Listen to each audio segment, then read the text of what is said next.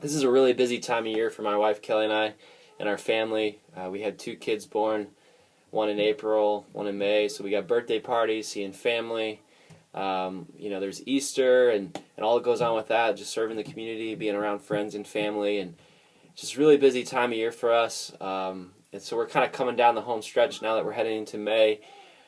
And we're tired, we're weary.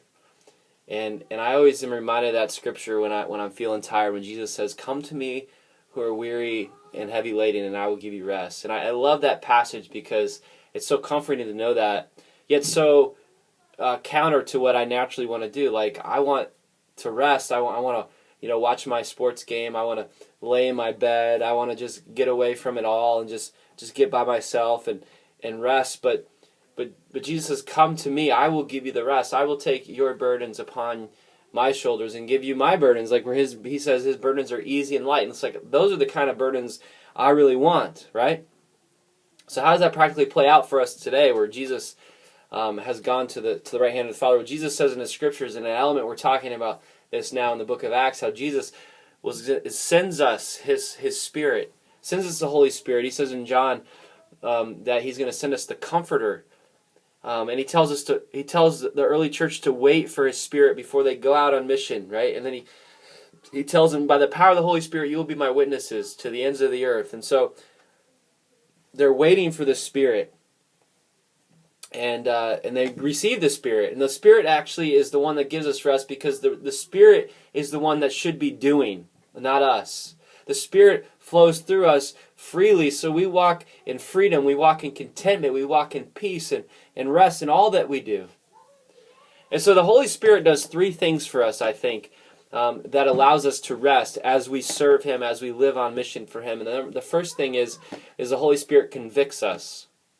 We need the Holy Spirit to convict us, because when we're living on our own, that's when we're the most stressed, that's when we're the most tired. And I don't think tiredness and stress has to do necessarily with busyness. You can be super busy and walking in step with the Spirit of God and walking in that and feel fully fresh and fully on fire and not tired at all.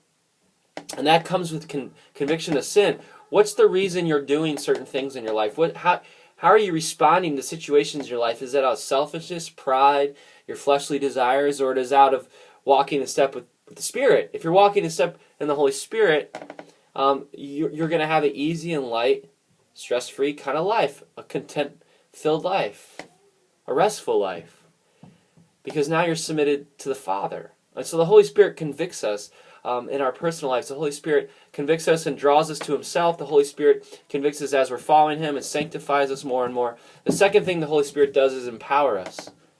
The Holy Spirit empowers us for mission. Many of us get tired as we follow Jesus because we're doing it in our own strength, we're doing it on our own flesh, and we're worried, what's this person going to think about me? How am I going to do this at work? Do I have time for this? All those questions are valid, but when we're letting the Holy Spirit do the work, they no longer become questions, because we feel free, and we're just allowing the Holy Spirit to move in us and rely on Him. And so many times when I'm stressed because I don't know what to do or say, when I'm discipling or living on mission with purpose, that means I'm typically living in my own flesh, and I need to then get on my knees and depend on God and ask the Holy Spirit to move in me. And every time I do that, the Holy Spirit does and moves in power within me. And the third thing the Holy Spirit does is the Holy Spirit heals us. Because one thing I found, when we're living with purpose, we're living with intentionality, as we respond to the convictions of the Holy Spirit, as we live an empowered life with the Holy Spirit, we're going to get wounded, because we're at war. Yeah, we understand and we know that we've won the victory, that ultimately we're on the winning team, that Jesus has won, He's defeated the enemy. But there's a real spiritual war going on out there in our hearts, and there's woundings in our hearts that are going to come to the surface as we're living under conviction, as we're living under the empowerment of the Spirit. And it's going to rise to the surface, these things that we just never have dealt with or didn't even know were there, wounding this. And the Holy Spirit will heal our hearts, will heal our souls, bring the healing we need to live more like Jesus in the community. And so we need the Holy Spirit, and so we need to be people that truly come to Jesus, that come to rely on His Holy Spirit when we're weary, we're burdened, we're tired, and we're stressed, so we might live a life full of contentment, peace, power, and passion. So put your trust and God's Holy Spirit today as you live for Him.